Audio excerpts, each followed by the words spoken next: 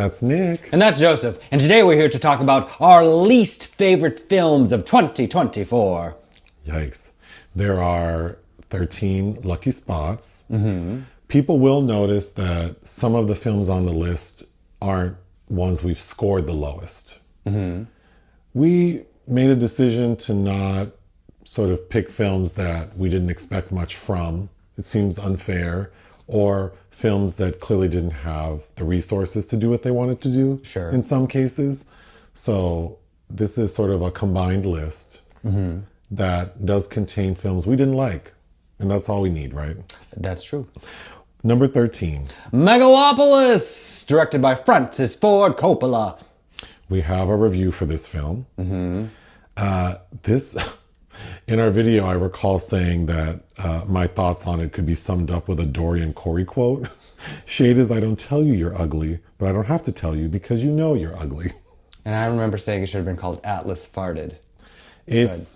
Obviously an iconic filmmaker who dug his heels in. Yep. And, self-financed, and there were troubled rumblings right before it premiered at Cannes in competition, a film festival he's won the top prize at twice in the 1970s. It just doesn't work. And I know that it has some champions, but I think it's just cheap to... I don't think it looks good. No. I'm kind of tired of seeing Adam Driver as headlining these passion projects for older white men that probably shouldn't have directed the film, because he's done this now for Ridley Scott and Terry Gilliam and, dare I say, Michael Mann. The whole concept of that, whatever he invented that can build, the idea just feels so half-baked. The female Natalie lead, Emmanuel really struggles to get through. And to be fair, the script isn't very good, but she does not work well with that dialogue. But there are some bright spots. There are? Shia LaBeouf. Oh, sure. Yes, Aubrey Plaza getting shot with the arrow while she's called a Wall Street slut is definitely a highlight. But after having sat through this film twice, I just I can't say that I liked this at all. Number 12. Joker, Folie à Deux, directed by Todd Phillips. I think it's a well put together film. It looks great. Sure. I think the performances are good, but the story and the concept of it being a musical just feels so WTF to me. Well, especially because we're making Joaquin Phoenix sing a whole lot, not very good at it, doesn't seem to be interested in it. No. And then you have Lady Gaga playing a strange parallel universe version of herself and refusing to seem like she can't sing ever. I was expecting something bold and subversive, and this just felt... It's a tedious courtroom drama. It's one of the worst written courtroom dramas, because we spend a lot of time in the courtroom, that I've seen in a long time. And, to think that Todd Phillips won the Venice Film Festival. He won the Golden Lion for the first film, and then, of course, returned there to compete again for it with this. And again, this film has some very high-profile supporters. Both John Waters and Quentin Tarantino said this was one of their favorite films of the year. Again, I have seen this twice. I've read a lot of comments on things I've written about it saying that I just don't get it. I do. I'm an adult. I get it, and I don't like it. I just found it hard to sit through. It's boring. Yeah. Okay, number 11 is a tie/pairing. Yes, a thematic pairing. Summer Camp, directed by Castile Landon, and The Fabulous Four, directed by Jocelyn Moorhouse. So both films feature female veteran actors in an ensemble cast. And it's usually, both have one notable black woman surrounded by a bunch of white ladies. So for Summer Camp, it's Kathy Bates, Diane Keaton, and Alfre Woodard. And these are three women who went to summer camp like 40 years, 50 years prior. And then they come back for a reunion. Kathy Bates is now a very rich, famous author. Diane Keaton is the CEO of a successful company. And Alfre Woodard is a doctor. And they're sort of struggling with their own issues. Kathy Bates not having any friends, Diane Keaton being single. A workaholic. And Alfre Woodard not being happy in her marriage.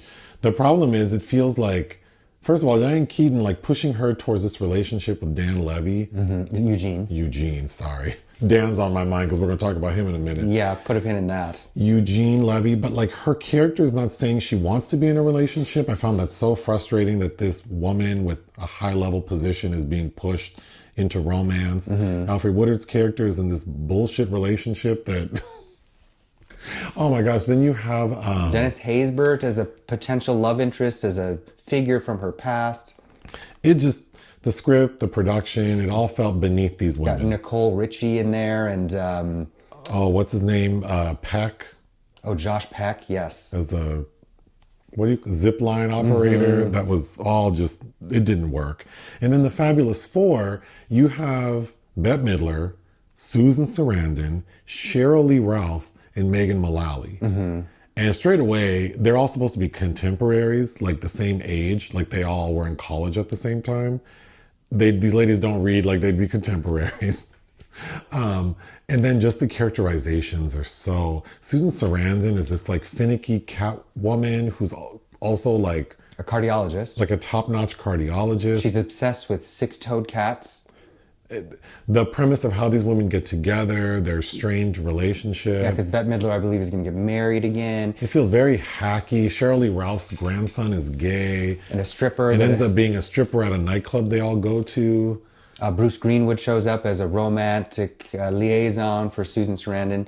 Oh, and speaking of summer camp, Kathy Bates said she's doing the reboot of Matlock, but she said that she's eyeing retirement, and she thought she already was going to based on an experience on a film she just did. And I almost wonder if it's summer camp, but she didn't say which film. But yeah, it just was unfortunate because you have these amazing actors, and it's so strange that the combined value of these ladies couldn't get a better script, better production.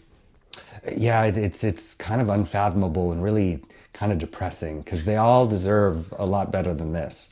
Okay, number 10. Breathe, directed by Stefon Bristol, second film. So we actually didn't review this film. I think we talked about it on our Patreon. We were interested based on the cast, but the publicists were not giving out screeners to press for this film, which is always a bad sign. So we actually watched this film on the way to Hawaii. On the way home, yeah. On the way home. And I watched it first and was howling on the airplane while you were next to me. So then after I finished, you watched it. Wow. I think... You got 2 Oscar winners, an Oscar nominee in there. And EGOT. Yeah. Not that means that they can give a good performance, but I think there's a good intention behind the story. There's some interesting ideas, but it is not... well. There's no world building, and the characterizations are pretty bad. It bites off more than it can chew. When Sam Worthington stands out as a plus, I mean... I think the weak point is Jennifer Hudson, her performance, the relationship with her dog.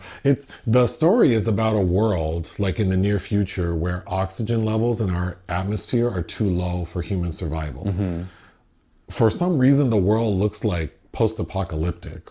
So I don't understand, like, was there a global nuclear war and then like there's no oxygen? None of it's explained, but somehow J. Hud is a scientist who...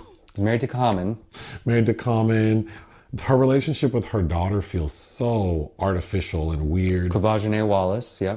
Yeah. A lot of it doesn't make sense. And actually Mila Jovovich kind of stands out as one of the better elements as well, which seems questionable to me. But there's so many ridiculous moments. There's no chemistry between Common and Jennifer Hudson. Well, he vanishes pretty early in the film. And the twists that transpire also feel like everything's just really lacking. Yes. Okay, number 9. Cash Out, directed by Randall Emmett.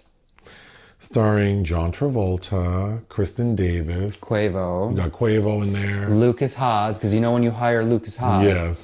So it's about a group of professional burglars who are being followed by the FBI, and Kristen Davis is an FBI agent who ends up falling for John Travolta. It just the performances, Quavo, like... And they have to get into some facility to get some contraption, and they get trapped in there, and Travolta and Davis are on either side of the compound and falling in love again. It's just utter I just thought it was so incompetently made, oddly cast, and it's a shame because I think with the casting, this could have been a funny, like, romantic comedy. I don't think someone like Randall Emmett is but I think, it just... He's the one, if you remember, that got put on blast by 50 Cent on social media a couple of years ago. I think he owed him money. Is that the Fofty incident? Mm-hmm. Oh. That's the Fofty incident. Well. And then we also saw a terrible film he did with Bruce Willis before somebody rescued him from these terrible filmmakers with Megan Fox called Midnight in the Switchgrass. Oh, that's right. Mm-hmm. Okay, number 8. Number 8, Good Grief, directed by Dan Levy. I think this came out the first weekend of the year. Yeah, I really disliked this film. The same. It has Dan Levy starring, playing the same character he played in Schitt's Creek, like this bitchy gay man with a flat affect, whose husband, played by Lucas Evans, dies. And after his husband dies, he realizes that his husband had like another life in a different country. In Paris, yes. He was having a relationship with another person he was about to tell him about. Lucas Evans was a successful author. Dan Levy plays an artist. They lived this fabulous gay life. So that explains how Lucas Evans could afford like an apartment in Paris while Dan Levy lived in New York, I believe. But the title, Good Grief, he just seems like this miserable, fussy guy. He ends up going to Paris now that he's even more rich because he has his husband's money. He invites his 2 best friends, one of whom is played by Ruth Negga. Her characterization, and she's an Oscar-nominated actor, and I tend to like her, but there's nothing that makes sense about her, and they make her so obnoxious. I felt like I was taking crazy pills watching her performance, but there's this weird, the other friend, who's the actor I don't recall, but he's kind of in love with Dan Levy, and they have this weird... That's right, I kind of forgot about that. And then they throw into the mix, he meets the man that was seeing Luke Evans. Which had potential. I think the film's just missing the grit and the grief that you would expect from a movie.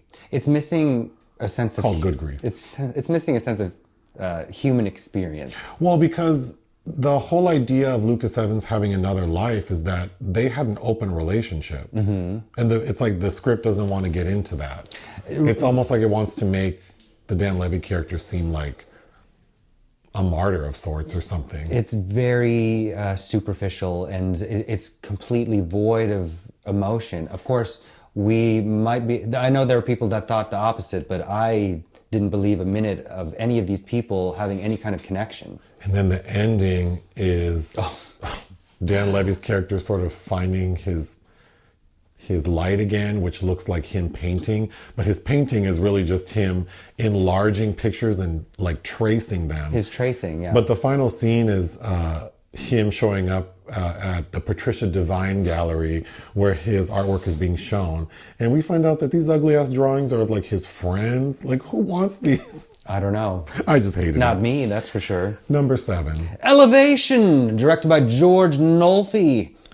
This film feels like a second-rate copy of name like 5 other films. Quiet Place. Including The Quiet Place, who had the same producers as this. I don't know what anyone was thinking. I mean, the premise is like A Quiet Place, except these creatures can't go above like 8,000 feet. It just is so poorly done. The story...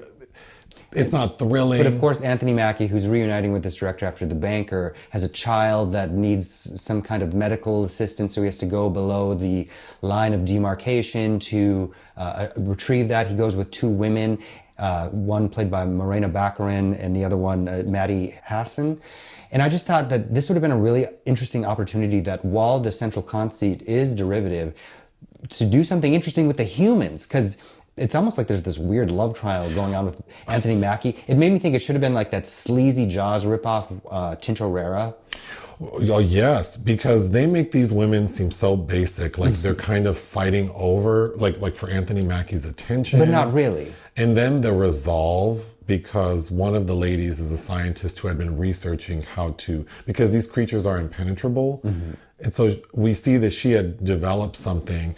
And I know we got nasty comments because I said all she does is put nail polish on a bullet. That's how it's But visualized. that's how it's visualized. I understood that her character had been doing research prior, but we just show up and she goes, I know. And then we see her paint something on a bullet, shoot a creature, and it like instantly blows up. And the CGI is crunchy throughout, but the visual of the creatures blowing up is, I mean, it's kind of embarrassing. Yeah, I did not enjoy it, that's for sure.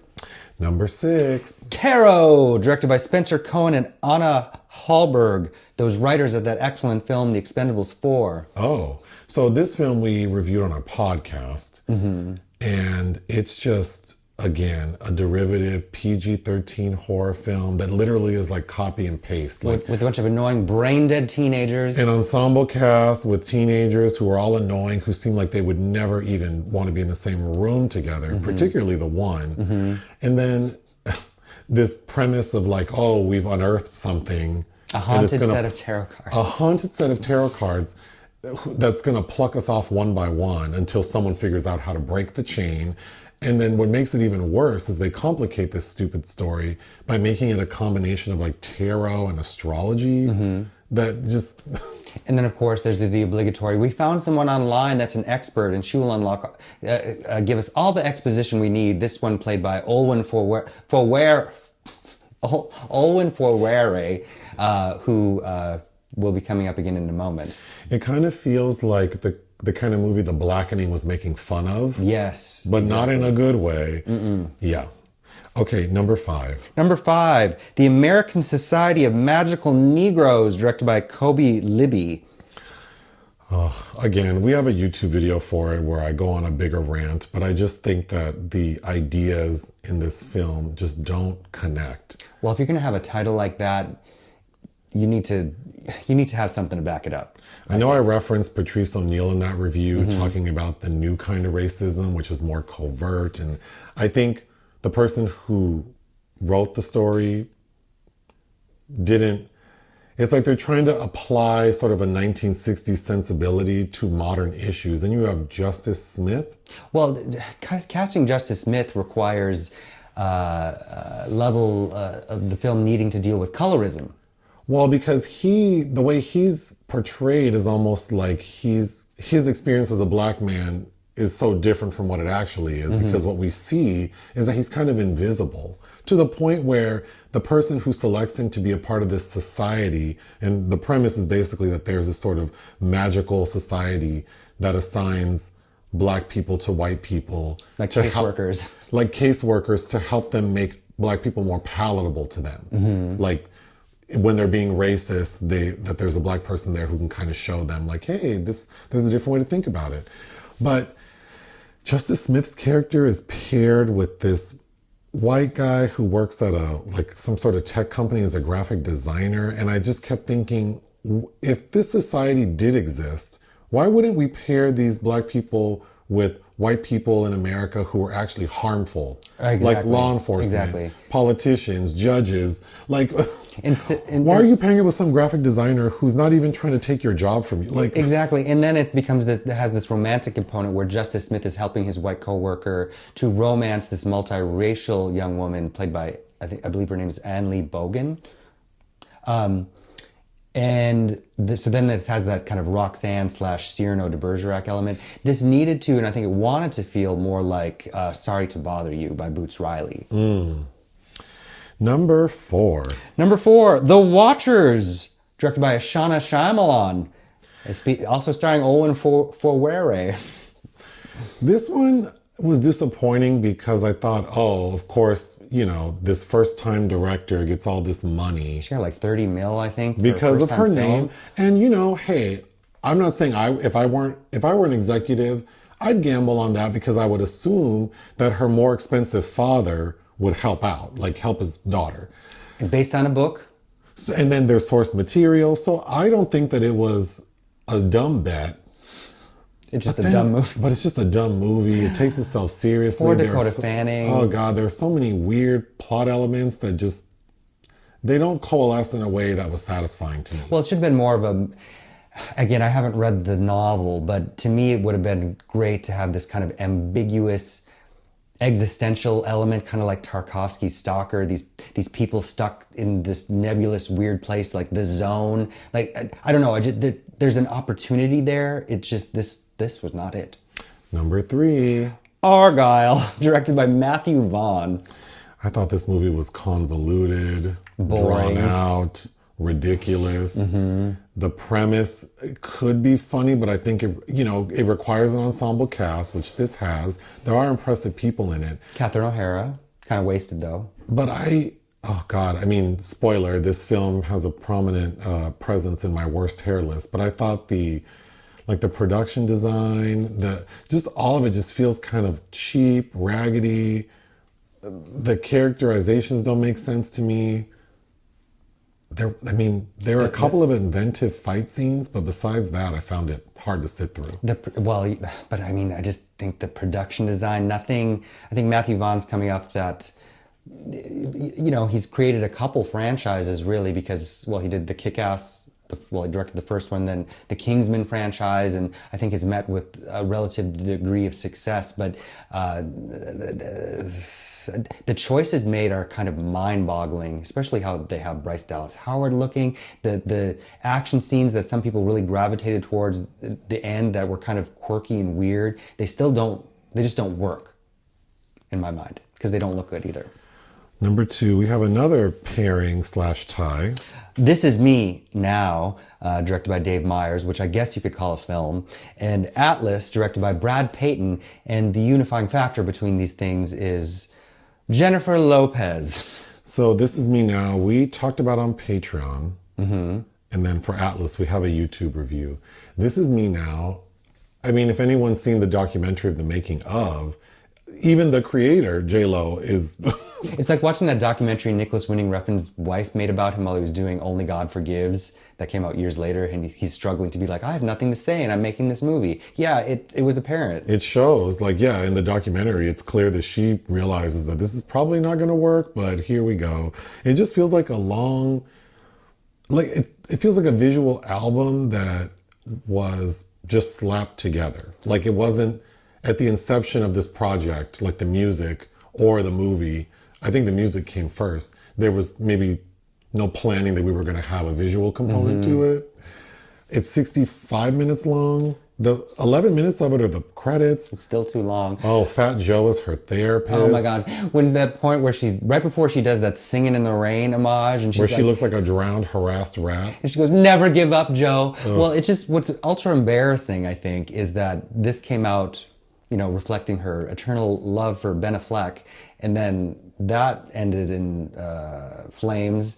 This movie probably ended it for he couldn't do it anymore. But it's just like this. Does she look great? Yes. Can she dance? Does. Of course. But it's like was the music horrible? No. Not horrible. Better than Mufasa the Lion King, but also not memorable. Like no, I mean, well, then it just looks cheap because it's all green screen, and it feels chaotic. She seems insane, like the character. What I think we always say about her is that if you want to delve into something heartfelt, you also have to be vulnerable. And Jennifer Lopez has never really shown us a vulnerable side. Well, then we have that little girl who's supposed to be her younger self, who basically tells her, like, you never loved me. So that's why you chase all these men? That's what the movie's about, is that she's just chasing love. Yeah, and then you're dealing with really heavy issues because there's that scene in the glass house. And about domestic violence. Again, I can see how some of those decisions might have felt inspired, but it all lands with a thud, and it's even at 65 minutes, it's really hard to sit through. It also feels awkward that it's like, I mean, you're a mature woman, and this feels like something that what kind of an artist in their 30s might do. What kind of self-reflection has been done? And then, of course, when you compare to something like Lemonade, that visual album, or, of course, I'm thinking like the long-form Rhythm Nation movie, it's like... you can't compare. You can't even compare, so it's... Okay. And then Atlas. Directed by Brad Peyton, because amidst all of this going on, she also had a Netflix movie that came out. And then, there is a standard to me of like a strong female lead in a sci-fi movie, which is Sigourney Weaver. Oh, yes. Aliens, specifically. So it's like, that was what I was thinking watching this movie. And to cast J-Lo as this like analyst, This counterintelligence analyst who just seems so out of place. who's the racist against AI, I guess. Her age is questionable. In the film, she's supposed to be in her late 30s. Her hair made my worst list. It's so unserious. And then her trying to act against the AI and Simulu, yeah. It's uncomfortable. Who she realizes that she has to work with to get to. I mean, again, there's a very basic message that is, I guess, even at its most rudimentary level, I could have been serviceable, but this doesn't even hit those notes. And then, I've often complained that I find her voice shrill, and I think in Atlas she seems especially shrill. There's a lot of screaming, yes. And in our number one spot, we have a menage a trois of sorts. Also somebody that I think their work ethic is questionable, because just having content isn't the way to move forward, maybe. I know people don't agree with us, but Tyler Perry, my lord. We're getting his ass for Divorce in the Black, Mea Culpa, and then, kind of sneaking in the 8-part Netflix series Beauty in Black. Because I think taken all together, you see some themes and just a level of understanding human behavior that is completely lacking. He did have another release that we both didn't like, but didn't include it here, the 6888, which I guess is just a tick above these. And to be clear, I don't think that movie deserves to be on the worst list. Same. And people are mad that I didn't love it, but we're talking about Divorce in the Black first. Asinine, tedious, reckless, written like a romance drama, seemingly written by someone who doesn't know romance, maybe, with ladies. I don't know. I'm just saying. And then these weak-ass female characters. All three of these projects. Megan Good, Kelly Rowlands, and what's her name, Taylor Williams. Playing Kimmy. But yes, in Divorce in the Black has that now notorious opening in a funeral where a family snatches a body out of a casket and drags it out, which was a fun start. On the level of like The Deliverance with Glenn Close in some moments. And so, there are moments in his productions. Every time I watch a Tyler Perry production, I'm howling at how ridiculous it is. But yes, just, ugh. I mean, this is hours down the drain watching these things. But I think now we're at a level where, especially with streaming service releases, it's normalized that things are going to be subpar or less than subpar. But I don't know. I think we still need to kind of rail against that just because the resources, this person has all the resources available to them and still does not care to do any research about any of the occupations that these people, like what their day-to-day existence would be, how realistic conversations happen. And then there's, strangely, this sleazy salaciousness to these, especially with Beauty in Black, which I think is at odds with what his core audience was in the first place. I don't know. Like it's just kind of mind-boggling. Mea Culpa, I wrote that I think any person who's seen more than 3 episodes of Dateline and had sex more than twice could write a better erotic thriller. And I just don't, like, it feels like someone who's not familiar, again, with sex, maybe with women, I don't know. Like, he seems to know how to cast very attractive men. Yeah, he does hand choose them, doesn't he? But then we just happened to watch an old Tom Selleck film called Her Alibi, which has a very similar premise to Mea Culpa, about this person falling in love with someone that might be a murderer. And it's like, that's equally bad. But you have to call out Ronrico Lee, also in Mea Culpa, as Kelly Rowlands.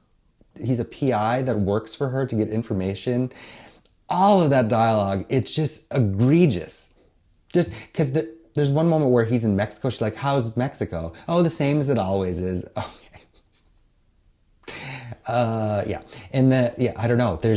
I feel like we have recordings about all of these properties, and I don't know, it feels like people want us to elaborate. Just go listen to those. Beating a dead horse. But this is partially in fun because I know people like some of these movies, and that's great if they do. I'm glad they enjoy them. I have fun watching these knowing I get to talk about them. Sure. So there's that. But I mean, that's, why the classification is least favorite according to personal opinion. And as always, it's okay to not like things and it's okay to love things. And as usual, if any of these filmmakers want an award, I'm happy to send one to them. Anything else? No. Join us on Patreon and listen to our podcast. Bye.